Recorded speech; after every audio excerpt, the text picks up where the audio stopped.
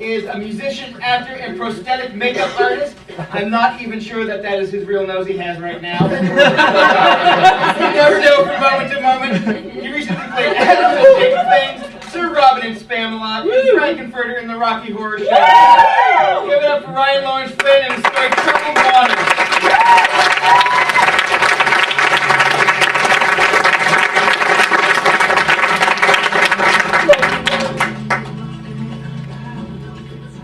Entire cast of Spamalot is here.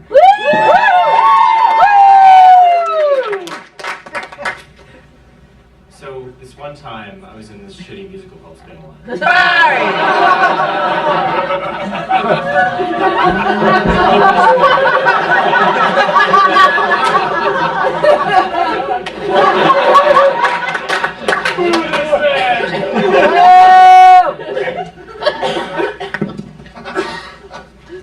About 10 years ago, I almost died on the Yellowstone River. Is that funny? I mean, I think it's hilarious too. So yeah, I almost died on the Yellowstone River. But the people I was with that day probably wouldn't say that. They would say he was fine. But at the time, my brain did this wonderful thing and convinced me otherwise.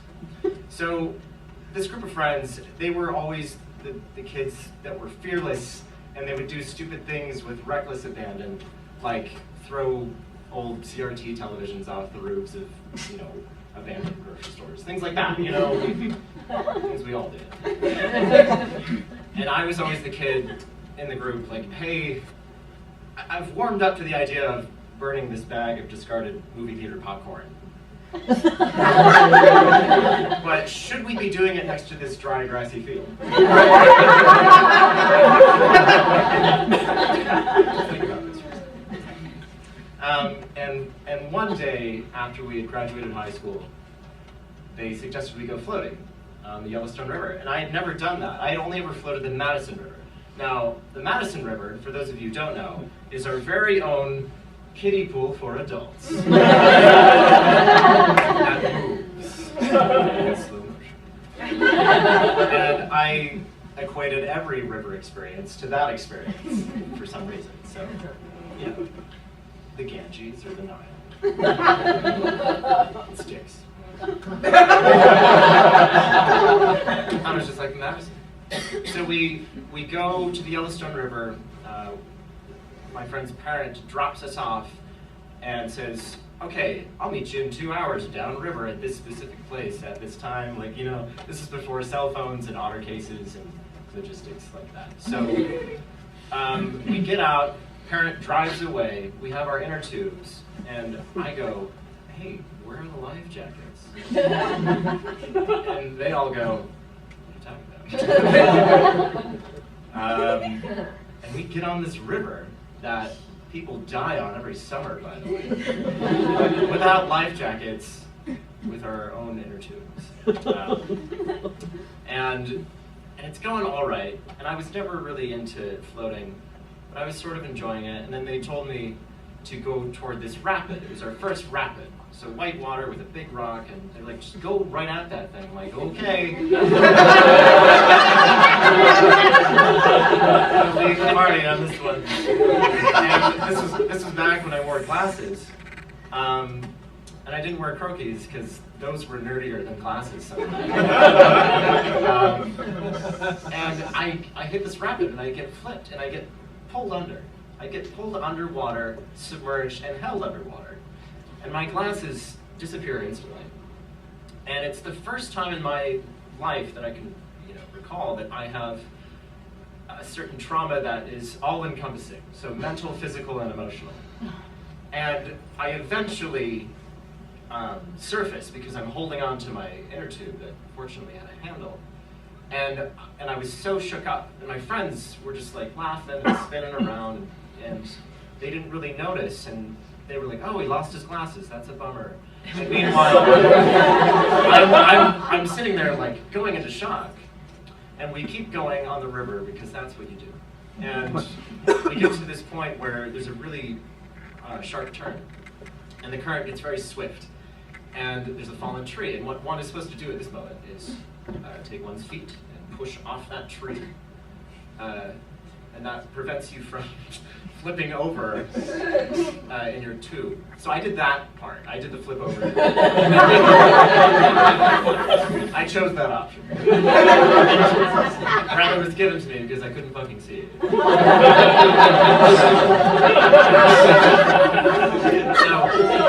So for the second time, I am submerged, and a pattern is starting to develop. And I get bashed against the shallow, the rocks that are in the shallow part of that, and I finally make it to the shore, and I'm sitting there, and I'm shaking, and I'm cut, and I can't see, and my friends are all huddled, like, what, should we do something, after what seems like an eternity, one of them walks over, and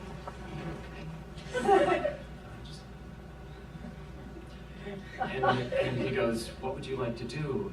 I don't want to get back on the river. And he says, "We have to get back on the river."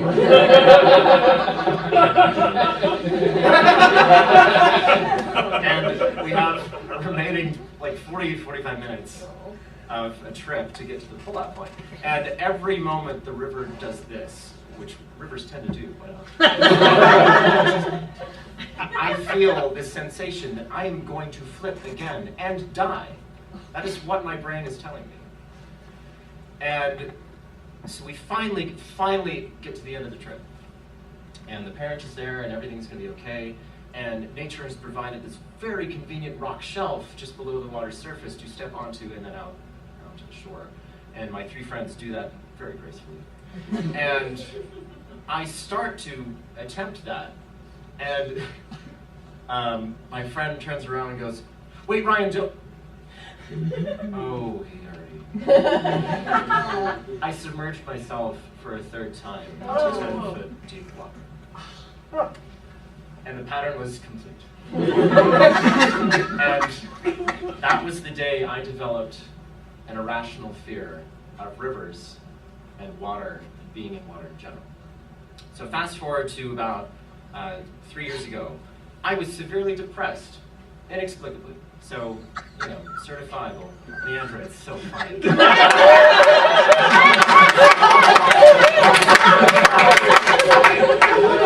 the funniest fucking thing I can think of.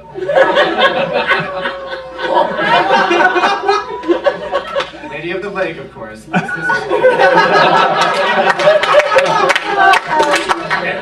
let's go.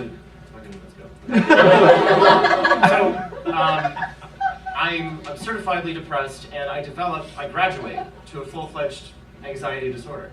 Now, for those of you who have been fortunate enough to not ever have anxiety, and when I say anxiety, I do not mean like, I'm nervous about this job interview or the first date. That shit's normal, okay? I'm talking about, I have like the fear of God in me because I have to go get bananas. Right? Or someone has rung a service bell within 5 feet of me, Anxiety where your reaction to a situation or a circumstance is incredibly disproportionate, okay? And so I develop an anxiety disorder, which comes complete with acute moments of anxiety, which are called panic attacks. Mm-hmm. Now, panic attacks manifest in all sorts of different ways for different people. I'm going to demonstrate to you what happens with me, because it's a very physical thing that people have used the word seizure to describe. Now, I'm not going to actually pretend to have one, because that's asking for one to actually happen. But I am going to just show you, so you get a good idea. So what happens is there's a complete disconnect from brain and body. I can't articulate my words suddenly. I'm hyperventilating, can't breathe. Everything starts to tighten up, and this occurs.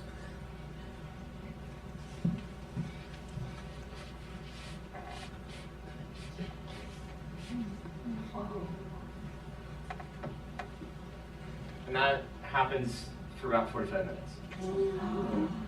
And I'm cognizant the entire time. Like I am present, and I am there on the sideline saying, "Ryan, just get up, just relax," and it doesn't happen, and it just has to fade away. And I haven't had one of these in like 10 months, so like, it's good. So, no worries there. But I had started having these, right? And the only aspect of my life that was great was the fact that I was in this amazing relationship with the woman I was seeing at the time. We'd been together for almost 2 years, and we were madly in love with each other. And we had that relationship that was just like, everyone around us was like, those guys, man, like, they figured it out. It's amazing. And it was just effortless. Think about it. It's just the most effortless love, and it's just passionate and full of respect. And then she got in a car accident. And in that car accident, a few things happened. The person next to her suffered a spinal injury that paralyzed her at the time. She broke her femur. She hit her head. Like, she had windshield glass embedded in her scalp that I was pulling out with tweezers later. And most importantly, she woke up a different person. So, as recently as like days before this event, you know, she had been telling people she had just met how excited she was at the prospect of spending the rest of her life with me. Woke up out of love with me, as if a switch had been flipped. And so what was my only saving grace at the time completely dissipated and actually turned into a void. It was horrible. And then she like cheated on me and all of this stuff, and she was disrespecting me, and it was just horrible, horrible. And so my friend who lives in Portland, Oregon, was so kind, and was like, we need to get you out of this situation. Like, physically, I'm going to remove you from this situation. I'm gonna fly you out to Portland, and we're gonna have a great time. And by the way, would you like to go on a 3-day river rafting trip with me?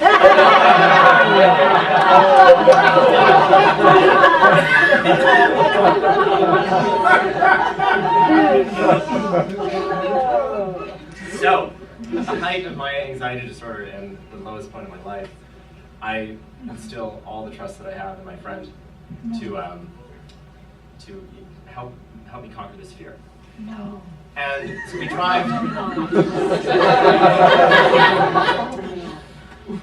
We drive like 6 hours to Eastern Oregon to meet up with his family, most of whom I have not met yet. And for anyone with an anxiety disorder, meeting new people is fucking horrible. So, but they're all really wonderful people, and that was great. And I felt accepted and welcomed. And we get there. And it's the night before we're supposed to go to this river, which is called the Wallowa River. Now, the Wallowa River is a very serious river with serious rapids that we were going to spend a serious 3 days on. And one has to be responsible in doing such a thing. And I had to trust all of these new people. And we were packing and making little sandwiches and all of that. And I immediately had to know, okay, we're going to do 3 rafts, 16-foot rubber rafts. Who's going to be piloting these rafts? I need to know this, just so I feel better. One, my friend is going to pilot one. Okay, good. I am in that one. That's figured out. His father was then to pilot the second raft. And then his 72-year-old uncle is to pilot the third. Now, 72-year-old uncle is not your average 72-year-old uncle. He was the, like, super spry, like, I could do anything. Like, he probably did this a lot.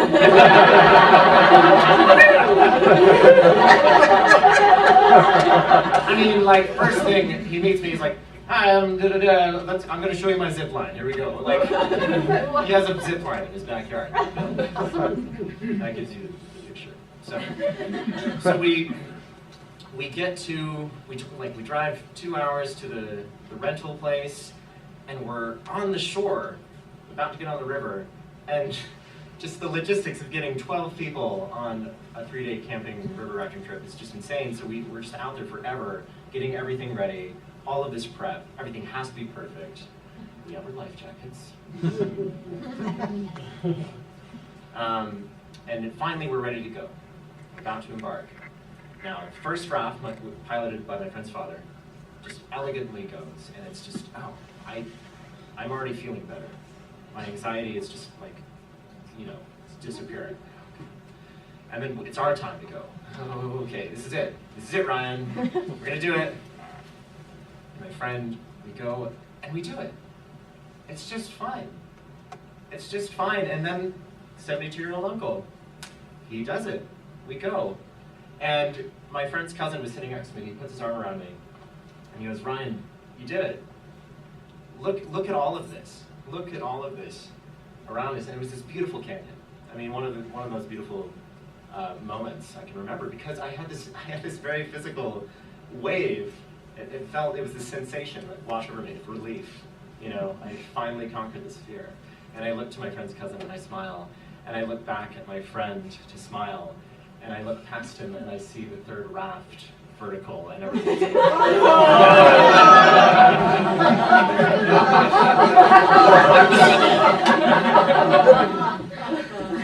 And I immediately start blowing on my whistle. I'm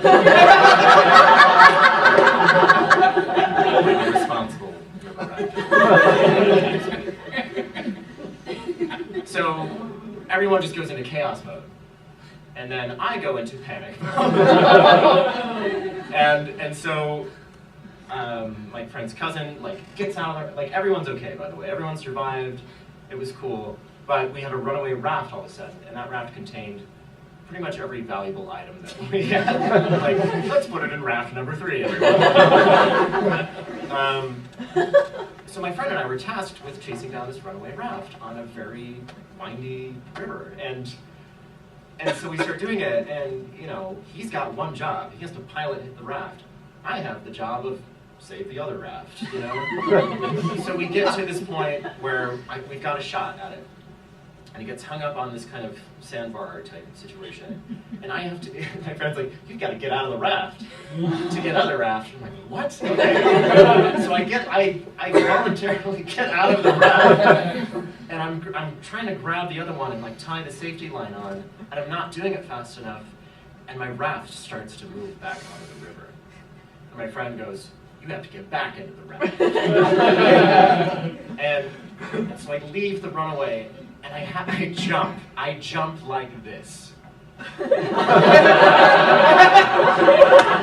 he throws away the oars and he jumps back.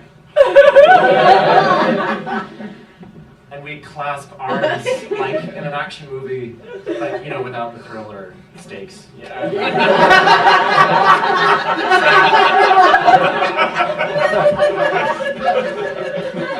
And so rather than it being this awesome, Frodo and Sam in Mount Doom moment, I'm just sort of half out of a raft. But my feet were in the water. I was touching water. And my brain said, you're in water, you're gonna die. And he pulled me back into the raft. And because my brain told me that, I started to have a panic attack on the river. Which, as you know what that looks like. So imagine that on water. And it was one of the worst panic attacks I've ever had, I will say. So at that point, it was Ryan 0, Rivers 2.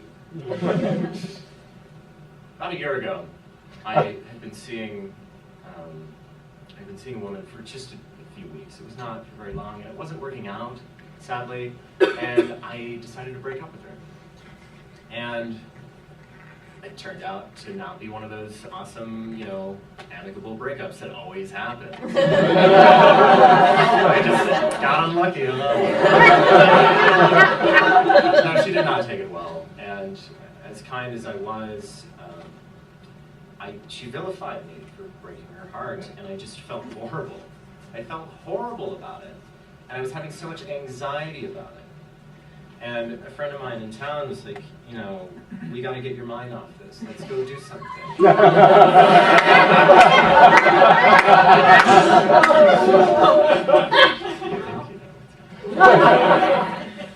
And he suggests, let's go to the hot springs, which is a place where you pay money to submerge yourself in water.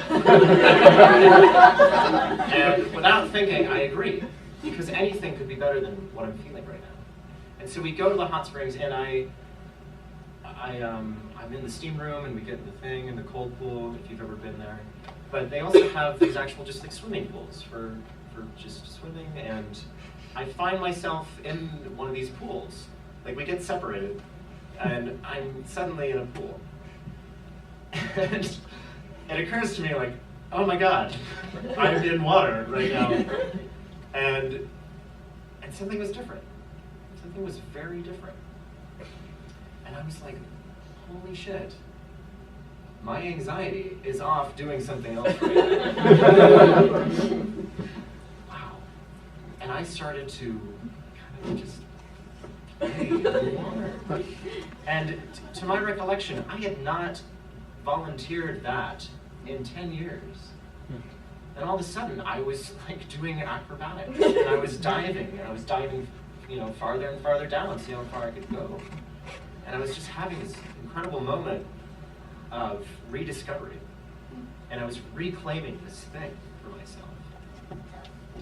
And I will give my anxiety that one, because while it was distracted, I got to know for the first time, with utter clarity, that I can now be in the water, and I'm not going to die.